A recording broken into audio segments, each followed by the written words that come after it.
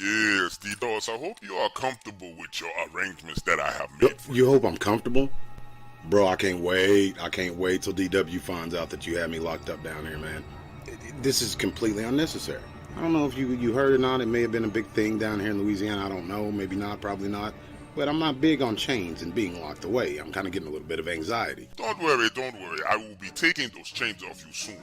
But I need you to help me with something first. Byron, your ass is going down. You're going to jail, bro. You could have let me go a long time ago. I'm starving to death. That's like war crimes and stuff, man. Just let me go. Cut me loose. DW's looking for me as we speak. Don't worry, Doc Waters is not looking for you at all. I told him once you are done, you will meet him in the studio. You did what? Don't worry. Bro, you're going to prison. You're going to, what do you call down here? The parish prison? You're going to parish prison, bro. Yes. I hope you don't have a problem with getting your hands dirty. What the hell you got going now? Hands dirty. I need you to come with me, and we're going to pick someone up. Byron, your ass is going down. You're going to jail, bro. No, don't worry. It is a big surprise. Hey, I don't want any trouble. That's your business. I don't want any involvement. I don't want to know names. They know that we are coming for them. I have already told them. Yeah, you bad. I bet they're just waiting to come and have a party with old Byron. Don't worry. They are aware of what is going on. Whatever you say, man. As long as I can get out of these chains, get me a cold beer, food, and a cigarette in that order. Don't worry. Everything will be fine. Here is the key to your chains. Like the key? Like for real? Like when you were eating chicken right in front of me? Is it one of those sick jokes like that? I promise you after this is done, you will be free to go around and do whatever you want to do. You know, Byron, I was free to go around and do whatever I wanted to do before you kidnapped me for literally nothing at all. Yes. This is going to be fun. Byron, your ass is going down. That's all I'm going to say. Do you know how to drive a car? Do I know how to drive a car? Yes, I know how to drive a car. I drove here to Louisiana. I do not have a driver's license. I do not want to get pulled over by the police on the way. Yes, Lord forbid that law enforcement pull us over with you behind the wheel.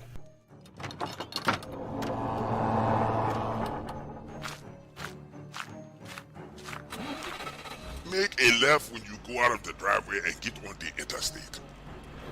Oh man, please, can we stop and get something to eat? We passed the Subway, we've passed the Chick-fil-A, we passed 3 Popeyes. Can we stop at a convenience store? There's a gas station coming up right here. Can we stop there? I mean, come on, we've been driving for what seems like forever. Of course we can stop and get you something to eat and drink. Don't worry, I will take good care of you because you are helping me with this. Go over there to McDonald's and get whatever you want. Yes, turn right here. What the hell kind of neighborhood you bring us to, old timer? There's cats walking around with machine guns. Yes, I know this is a bad neighborhood, but they pose no threat to you at all. No, I'm not worried about them posing no threat. I mean, I can handle my own. I would have handled you if you weren't on the juice and using magic. Get what you want and then we shall get on the road.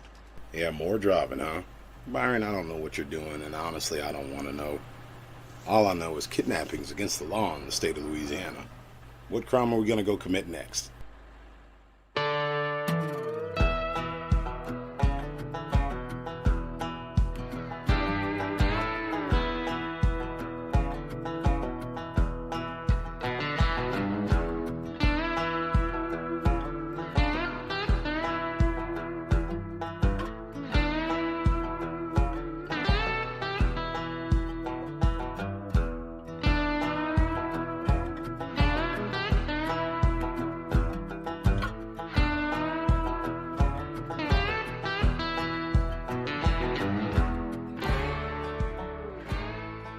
Man, so many people talk about Bigfoot and Dogman being on the same property and getting along. Well, let me tell you something. Nothing can be further away from the truth, and I call 100% BS when people say things like that.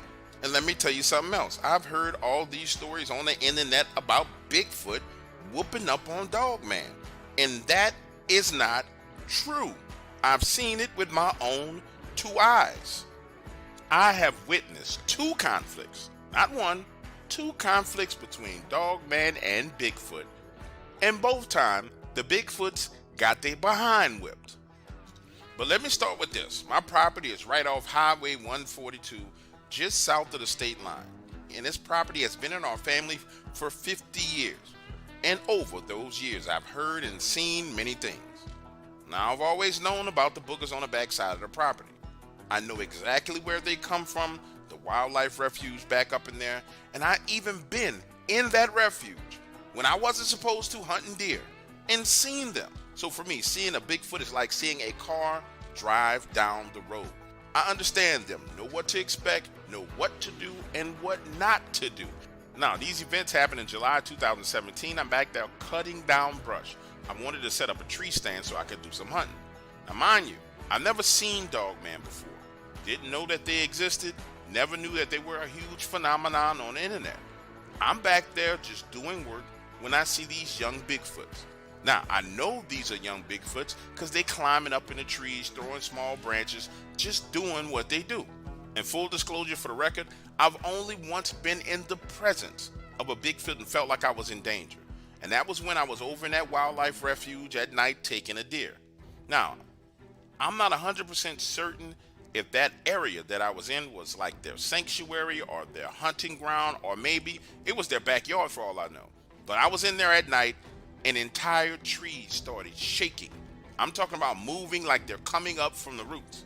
And I realized, no. I'm just going to back up out of here and leave this deer for y'all.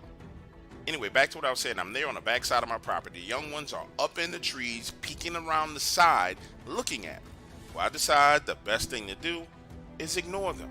Get the work done and get the hell out of there. Because normally when you see some smaller Bigfoot up in the tree, mama or daddy or uncle or sister or somebody else is around. About 10 minutes pass. Then things start to feel different. And when I say different, I mean ominous. This heavy feeling started to come over me.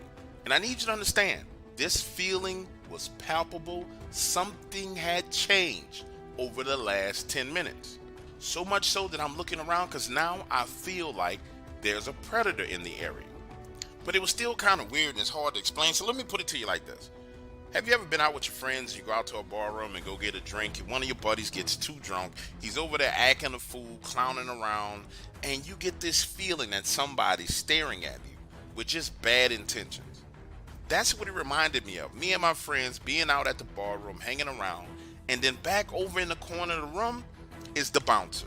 And he's looking at you, saying, if you don't stop doing what you're doing, I'm finna come over there and smash your freaking head through the wall. That's the best way I can describe this feeling that I was having. And like I said, it was like that for a solid 10 minutes. Then all hell broke loose. Because you can hear something further off in the woods behind those Bigfoots. And let me pause right here so you can understand. I'm in front of them. They're peeking at me like I'm some kind of TV channel. Behind them is this sound that I'm hearing. And that sounded like something coming on all fours. But it's moving fast and it's not being quiet. You can hear this heavy panting and breathing. Then whatever it was jumped into the trees because you could hear the tree limbs breaking from its weight. And now it's moving through the trees. Now listen, I'm not sure if you ever heard a juvenile Bigfoot in distress. But boy, let me tell you, it's one of the worst sounds I ever heard. It's like giant chimpanzees screaming for their mama and daddy. Those things all start jumping from tree to tree. I mean, they dropped the whole hiding from me, playing around. They are screaming and jumping and swinging like something from those Nature Channel documentaries where they show the African monkeys swinging from tree to tree. Except for these monkeys are 8 times bigger than anything I've ever seen. It was right there in that moment when I saw Dogman, but did not know what I was seeing at that time. I figured they had gotten way too close to me or did something wrong and the parents were coming to put them in check. But I need you to understand how fast this thing was moving. It was like within 10 to 15 seconds, it had closed that long distance and now was in a tree 35 yards away from me. It's way the hell up in the tree. I know it is because the tree itself is still swinging back and forth from this thing's weight. But then it opens up the top of the tree branches like you and I were open curtains to a window. This thing looks down at me. It's jet black. These sharp ears rolled forward. They look like 2 freaking antennas. And I need you to understand, it's 35, 40 yards away, but it's so big I can see everything clear. these giant, massive yellow eyes with black pupils, and it looks at me. Not with this aggressive look, but this look of disappointment like, oh, it's just you. I'm not here for you. Then its left ear rotates on its own like it's listening. It turns its head, jumps down out of the freaking tree like a superhero. Not straight down, it jumps up, out, and down 40 yards, hits the ground, takes 2 steps, and takes off like something from a cartoon. A blur. All you see is a furry blur as this thing gets to running. Now pause right here for a moment because I need to make you understand what I was thinking in the moment when all of this went down. I know what I heard. I know what I saw. I knew that Bigfoot exists and baby Bigfoots existed. But I had no reference for this thing. It had a short snout, and I'm thinking, okay. So I'm not sure what they did, but man, they in trouble with their parents. I'm just gonna go back up to the house and let them take care of whatever the hell this problem is, because it doesn't involve me. So I get back on my side by side and leave. And I need you to understand, even though I was riding away, I wasn't in fear for my life, because I'm thinking that this is just a Bigfoot going after and disciplining his kid. So I get to the house. My wife gets off work and asks about my date. I tell her what I saw, and she comes into agreement with me saying it sounds like those kids were out of control and it was just the parents dealing with them. So I'm thinking, okay, well that's it. The situation is over. I don't have anything to worry about, right? I let 2 days pass and I'm saying to myself, okay, that situation has got to be over.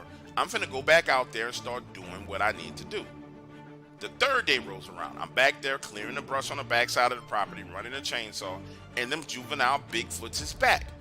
This time, they're peeking at me from around the trees, doing what they did before, and I say out loud, didn't y'all get in trouble for this last time? And I tell them, go away, let me get back to work before all that happens again. A solid hour passes. I got everything cleared, a perfect location for me to set up 2 different hunting blinds. So now I'm kind of moseying around, taking my time, putting my equipment in the side by side, and I hear it again. It sounds like the same thing coming. This running and this heavy breathing. But this time it's not on all 4s. It's on 2 legs, but it's making the exact huffing and breathing sound I heard before. That's when them juvenile Bigfoots start making all that noise again, sounding like a bunch of damn chimpanzees. But I noticed this time they're not running off. Imagine a scene. I'm standing there, I'm hearing that noise, I'm noticing them, I'm saying to myself, okay, this is about to go down again. So now I'm getting on my side by side, and bro, listen, I'm gonna say it went dead quiet because all I could hear was this thing moving. Then I heard this roar. And I ain't talking about no scream. I mean a roar so loud that my ears started ringing. Then the trees got to moving. And what I mean by this is like the roots of the trees got to moving. Earth around the base of the tree started shaking and cracking. And right there in that moment is when I got a clear sighting of what I call Daddy Bigfoot. It could have been their uncle or their cousin. I don't know how the whole family dynamic works. But all I know was this thing was big, 12, 13 feet tall, black and brown, all muscle, big head, no neck. And understand this thing is not putting on airs. It's not hiding. It's right there between 2 trees where I can see it, but it's not looking in my direction. It's looking in the direction of whatever is running towards it. Now listen, pause for a second and let me explain something to you. I can't tell you what these creatures are thinking. But what I can tell you is what I was thinking in that moment. What I was thinking to myself was, whatever I saw days ago, it was big, it was muscular, it was powerful, and it was pretty freaking scary. However, in comparison to what I was looking at, this Bigfoot, there was no freaking comparison. Because this thing was massive. It's just standing there with these long arms hanging down to its side, swaying back and forth, left to right. It was right then and there while I was making that observation that everything in my mind went completely quiet. I couldn't hear that breathing anymore. I didn't hear a leaf rustling, a twig snapping, nothing. Now, before I explain to you what happens next, I need to preference it with some things. I don't drink. I don't do drugs. I don't really listen to Bigfoot Dogman content. It's not my thing. I only decided to share my encounter when I heard what people were saying about Bigfoot whooping up on this Dogman creature. Because what I experienced was the exact opposite. Now, I'm not sure if I'm explaining this to you the right way, but I'm going to reiterate it to you. I saw the initial attack, but after that, everything happened so fast, the only thing I was seeing was the damage of them fighting. Now that I've explained that to you, here's exactly what I saw. Everything goes quiet. There's no more huffing, no more breathing, no more moving, nothing. Then that big black snouted thing, which I'm calling Dogman at this point in time, comes flying through the trees. Not like it jumped out of the tree, like it jumped from the ground through the trees. And I remember when I was a kid, we used to say this thing when people were messing around with you, like, if you keep messing with me, I'm gonna get in your chest, like I'm gonna punch you in your chest. Well, I literally watched that Dogman jump dead into the chest of this Bigfoot while it was swaying back and forth. Now listen, I don't know if these things had fought before or if this was the first time a Bigfoot dealt with this, but it seemed to me like it didn't react until it was hit. But the best way I can describe the impact to you was like a 18-wheeler moving about 60 miles an hour running into another 18-wheeler that is parked in the middle of the highway. I want to be extremely clear with you. I see it jump dead smack in the chest of this Bigfoot. I see the Bigfoot fly backwards. And after that, it was as if my eyes were moving too slow to keep up with whatever the hell was going on, because I only saw the aftermath. And the aftermath was absolutely terrifying. There was this giant tree back there, and half of that tree was gone, broken, split, splintered into pieces. And then and only then did the noises start again. Seriously, trust me, I've tried to listen to clip after clip after clip after audio. Man, there is no sound anything like these animals having a fight. I'm talking about otherworldly sounds that have haunted me in my sleep for years. Then, now listen, at this point in time, everything else that I'm going to say to you is me assuming that these things happen based on not only what I saw, but the reactions of the baby Bigfoots. One of them had to be thrown into another tree because I saw the damage of that tree. Then I heard those juvenile Bigfoots panicking again, the same tone they had 3 days before when they were afraid. Right then and there is when my common sense and survival instinct kicked in. I was no longer fascinated with anything going on. My brain started kicking in saying, hey, listen, you got monster UFC fighting going on the backside of your property within 50 yards of where you are. You're going to need to get the hell out of here. And it was right there in that moment when this irrational fear kicked in. And when I tell you it was an irrational fear, looking back on it now, what I did was absolutely stupid. I was already sitting in the side-by-side. I jumped up and took off running towards the house. Understand, I'm already in the side-by-side with it in reverse. I understand I'm already in the side-by-side. I get out and start running. I get a solid 30 yards away from the side-by-side and realize, wait, why am I running? Have to turn around, run back to the side-by-side, get in, put it in reverse, back out, turn around, and go back home. Now listen to me, I get back home, I'm completely emotionally drained. This fear has sucked all the energy out of me. So much so that I have to lay on a sofa and take a nap. My wife comes home, I explain to her what was going on and what I experienced, and she tells me it's probably a good idea that I don't go back to that side of the property anymore, just leave it alone. Then night falls and it sounds like freaking Jurassic Park out there. Then night falls and it sounds like freaking Jurassic Park on the backside of my property. I don't know who's fighting who. I don't know if it was a clan fighting a clan. I don't know if it's those two still going at it. It did not matter to me. I did not care. I know over the next couple of nights, my wife and I did not get any sleep because of the noises that we were hearing. And these noises was way off in the distance, but they were so loud they sounded like they were right outside of our window. Listen to me when I explain this to you. It got to the point that my wife and I decided the best thing we could do is go stay in a freaking hotel for a week. Are you listening to me? We stayed in a hotel for a week. After that week passed, we came home scared out of our minds, afraid of the sun going down. The sun goes down and we don't hear any noises. And we haven't heard any noises since. But let me tell you something. I don't even go anywhere near the backside of my property. It's theirs. If they want a cage fight back there, they can fight all they want.